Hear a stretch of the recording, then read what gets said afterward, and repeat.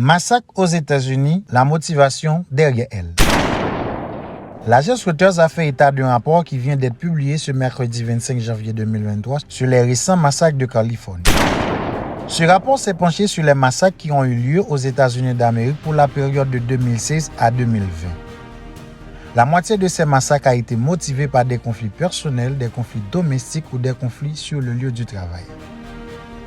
Ce rapport est produit par un service secret américain dont le but est de prévenir la violence en identifiant les signes avant-coureurs. Les agresseurs sont majoritairement des hommes qui ont souvent des problèmes de santé mentale, des problèmes économiques de violence domestique. Les armes à feu étaient généralement l'arme de choix. Le rapport est sorti quelques jours après que la Californie vient d'être touchée par 2 massacres où 18 personnes ont perdu leur vie. Alors que les autorités s'entreprennent à chercher les motifs de ces attaques, les massacres ont été causés par des hommes âgés. Dans ce rapport de 70 pages, 123 attaques ont été examinées où au moins 3 personnes ont été victimes. Ces attaques ont eu lieu dans des lieux de travail, des écoles, des institutions religieuses et des transports publics. Dans ces attaques, 513 personnes ont été tuées et 1234 blessées. La directrice de l'institution a déclaré aux journalistes qu'il est au courant de voir chez les auteurs de ces attaques de comportements qui auraient pu aider à identifier le problème.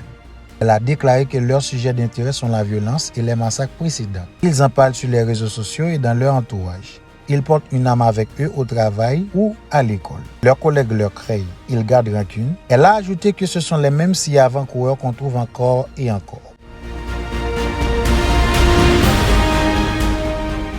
Le rapport a révélé que dans 73% des cas, des armes à feu ont été utilisées, y compris celles qui sont interdites de posséder à la maison. Le rapport propose aux États-Unis de promulguer des lois préventives pour autoriser les tribunaux à déposséder de tels individus de leurs armes. Merci d'avoir suivi ce titre. N'oubliez pas d'abonner pour encourager la chaîne.